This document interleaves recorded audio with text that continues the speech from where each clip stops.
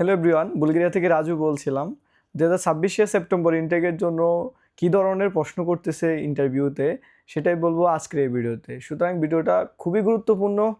যারা এই interview face করতে যাচ্ছেন স্টুডেন্টরা, তাদের জন্য আজকের এই ভিডিওটা। সো ইন্টারভিউতে কী ধরনের প্রশ্ন করতেছে, কীভাবে অ্যান্সার করতে পারেন সেটাই বলবো।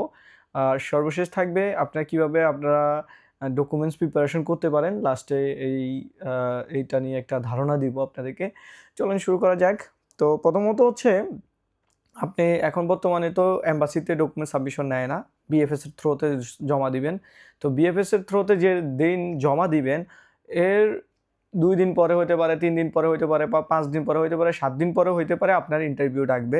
ইন্টারভিউ আবার সেমভাবে বিএফএসে গিয়ে ইন্টারভিউ দিতে হবে, কম্পিউটারে অনলাইনের মাধ্যমে ইন্টারভিউ দিতে হবে। ধরেন আপনি কলকাতা বিএফএসে জমা দিয়েছেন বা দিল্লি বিএফএসে জমা দিয়েছেন, দেন বিএফএসে যেদিন জমা দিবেন এর 5 থেকে 7 দিনের মধ্যে, বা 4 দিন থেকে 5 দিনের, 7 দিন, 8 দিনের মধ্যে আপনার ইন্টারভিউ ডেট আসবে। ওই ইন্টারভিউ ডেটের দিন আপনি আবারও বিএফএসে যাবেন। বিএফএসে গেলে ওরা হচ্ছে টাইমটা দেখে দিবে, ওই টাইমের আগে চলে যাবেন।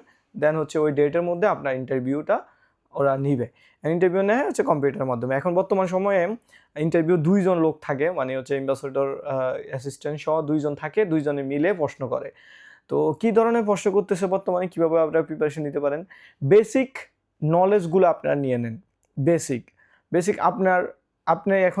আপনাকে প্রশ্ন করবে আপনি কেন যাচ্ছেন বুলগেরিয়াতে, কী পারপাসে। তখন আপনি বলে দিবেন আপনি স্টুডেন্ট পারপাসে।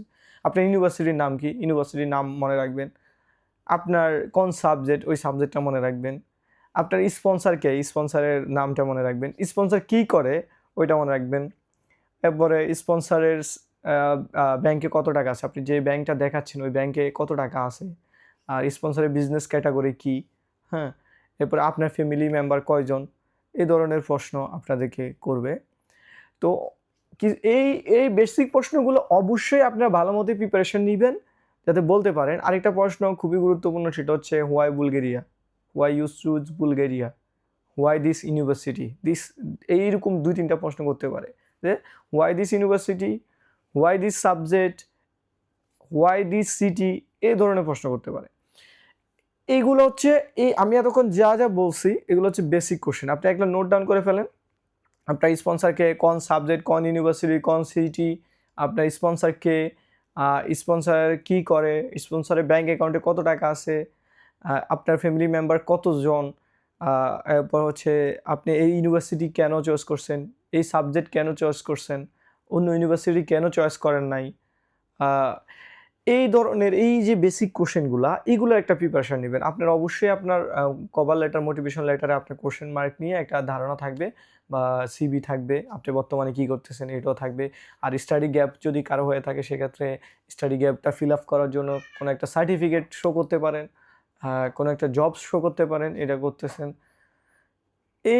এইভাবে এই জিনিসগুলো প্রিপারেশন নিয়ে গেলে আপনার ইন্টারভিউটা ইজি হয়ে যাবে। আর একটু ভালো ইন্টারভিউ দেওয়ার জন্য, বা out of this type of কোশ্চেনের যদি অ্যান্সার মানে কোশ্চেন করে, মানে এই কোশ্চেনগুলোর বাইরে যদি কোশ্চেন করে, তখন কী করবেন।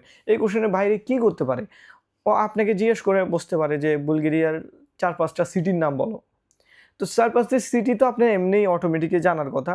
যেমন আপনি বুলগেরিয়ার নাম আসলেই বার্না সিটির নাম তো সবাই জানেন। তো বুলগেরিয়ার টপ 5টা সিটির নাম আপনারা মাথায় রাখেন।